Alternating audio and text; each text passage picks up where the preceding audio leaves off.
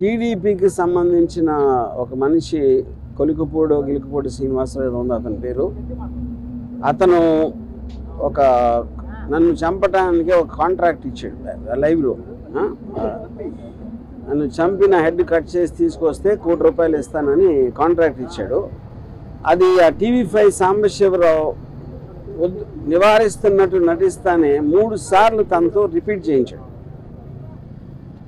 అంటే దాని అర్థం ఏంటంటే వాళ్ళిద్దరూ కుమ్ముక్కై ముందే ప్లాన్ చేసుకున్నట్టు క్లియర్గా అర్థమవుతుంది. మూడోది దాని తర్వాత కంటిన్యూ చేశాడు డిస్కషన్, దాన్ని బట్టి కూడా అది ప్రూవ్ అవుతుంది. ఇంకా ఛానల్లో ఇలాంటి వ్యక్తులను పెట్టి ఇలాంటి ప్రసారాలు చేయిస్తానంటే 100% ఛానల్ ఓనర్ బిఆర్ నాయుడు గారు కూడా దాంట్లో కాన్స్పిరసీలో చేయి ఉందనేది నా బిలీఫ్. దాని సందర్భంగా అది ఆ కంప్లైంట్ ఇవ్వడానికి నేను వచ్చాను ఇక్కడ డీజీపీ గారి దగ్గరికి. నేను దాసరి కిరణ్ కుమార్ మీ అతను కంప్లైంట్ హ్యాండ్ ఓవర్ చేసాం. దానికి అప్రాప్రియేట్ యాక్షన్ వాళ్ళు దాంట్లో ఉన్న అన్ని పరిశీలించి వాళ్ళు తీసుకుంటారు. సో ఇది ఇక్కడ జరిగింది. బెదిరింపులు పట్టించుకుంది. ఇప్పుడు ఆల్రెడీ తను సోషల్ మీడియాలో నేను చేస్తాను అంటే నేను చెయ్యి అన్నట్టు చెప్తున్నాడు. మీకు మర్డర్ చేయటం కన్నా వేరే వాళ్ళని ఇన్స్పైర్ చేస్తున్నారు మీరు. ఎందుకంటే మీకు కిరాయి హంతకులా వీళ్ళ డబ్బులు ఇస్తే ఎవరు చేస్తారు? కిరాయి హంతకులు చేస్తారు. వాడిని చంపితే ఇంత డబ్బులు ఇస్తాను అని ఎంతమంది ఎక్కడెక్కడ ఎలా ఇన్స్పైర్ అవుతారో అని మనకి ఎట్లా తెలుస్తుంది? సో అలాంటిది మీరు టీవీలో చెప్పించడం కానీ చెప్పడానికి అవకాశం ఇవ్వటం అనేది మేజర్ క్రైమ్ అనేది మా ఉద్దేశం. అది కంప్లైంట్ దాని గురించి. అంటే ఇప్పుడు కూడా చాలా కాంట్రవర్సీలు వచ్చాయి. ఇప్పుడు కూడా కంప్లైంట్ రామ్ గోపాల్ వర్మ గారు ఇప్పుడు తొలిసారిగా కంప్లైంట్ అది ఎప్పుడు నన్ను చంపడానికి ఎవరు ఇవ్వలేదండి కాంట్రాక్టు. అది తొలిసారి ఇచ్చారు కాబట్టి నేను కూడా తొలిసారి కంప్లైంట్ ఇస్తున్నాను. ఇప్పుడు సినిమా రిలీజ్ అనేది అది ఇంకా కోర్టులో ఉంది. ఆ కోర్టులోది రేపు ఎల్లుండా తెలుస్తుంది. దాన్ని బట్టి ఉంటుంది. సబ్ జుడిస్ కాబట్టి అది నేను చెప్పలేను. చంద్రబాబు లేకపోతే ఆ పార్టీకి వ్యతిరేకంగా వ్యూహం అనే సినిమాని జగన్ అనుగుణం తీసుకున్నారు కాబట్టి మీ మీద ఇలాంటి వ్యాఖ్యలు కానీ ఎవరైనా డిబేట్ జరుగుతుంది అనుకుంటున్నారు. ఇప్పుడు పాయింట్ ఏంటంటే పొద్దున్న లెగిస్తే లోకేష్ జగన్ సైకో, జగన్ బాబాని చంపేశాడు, జగన్ అది చేశాడు, అతను ఎవడో మర్డరు, ఇతను ఎవడో దొంగ, అతను ఎవడో స్మగ్లరు అని పొద్దున్న లెగిస్తే ఆయన మాట్లాడేదే వేరే వాళ్ళని విమర్శించడం లేకపోతే ఎలిగేషన్స్ చేయడం.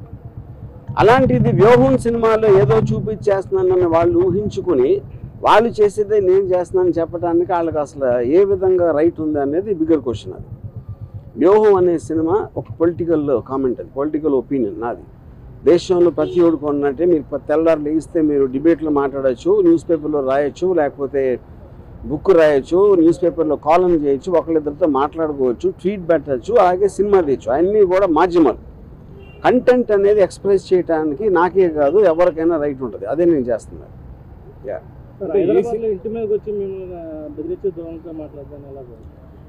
నేను అదే చెప్తున్నా. ఇప్పుడు వాళ్ళకి ప్యానిక్ అవుతున్నారా ఏంటా అనేది వాళ్ళకే తెలియాలి.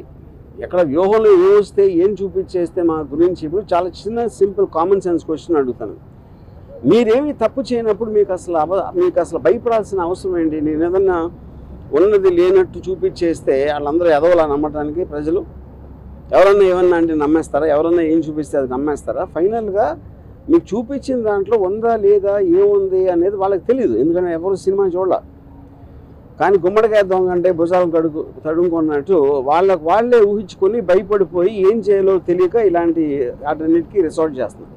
ఫర్ ఎగ్జాంపుల్ ఈ శ్రీనివాసరావు అనే అతను నిన్న రాత్రి అన్నాడు, ఇప్పుడు ఆల్రెడీ 24 hours అయిపోయింది, ఎవ్వరూ కూడా అతన్ని కండెమ్ చేసిన కాలేదు. ఎందుకంటే వాళ్ళ పేర్లు చెప్పెడతాను.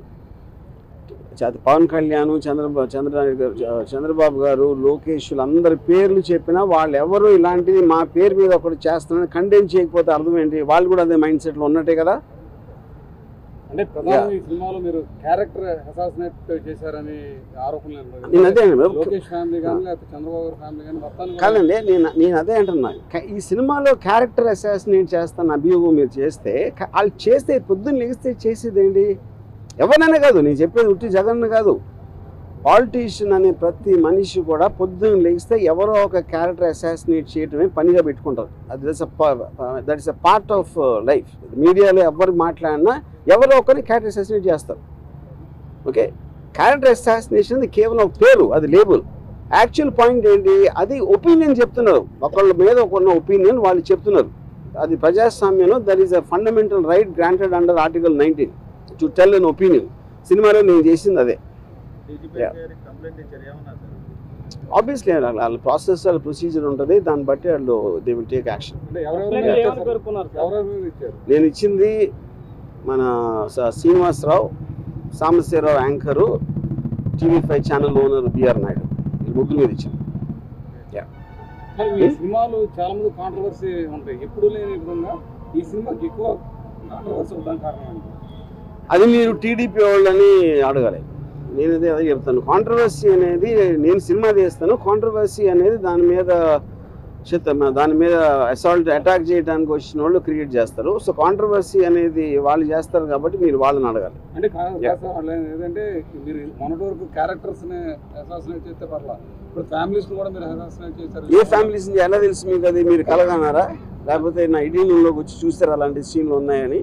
అంటే మీ ట్రైలర్లో కానీ వాటిలో కానీ మొత్తం నేను అదే చెప్తున్నా, మీరు చెప్పండి ఏ ఫ్యామిలీలో ఎవరిని అసాసినేట్ చేస్తే చెప్పండి, ఒక ఎగ్జాంపుల్ చెప్పండి. అంటే వాళ్ళు చెప్తున్న నేను అదే అంటున్నాండి, వాళ్ళు చూసింది మీరు చూసింది ఒకటే కదా ట్రైలర్లో. నేను సపరేట్గా వాళ్ళకి పంపించలేదు కదా సినిమాని చూడటానికి. Yeah okay.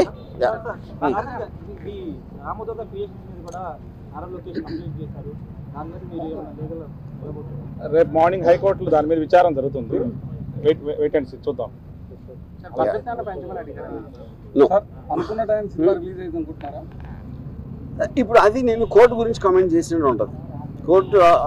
కోర్టు అనేది తేల్చకుండా నేను చెప్పలేను, అది పరిధి ఉంది కాబట్టి. Thank you.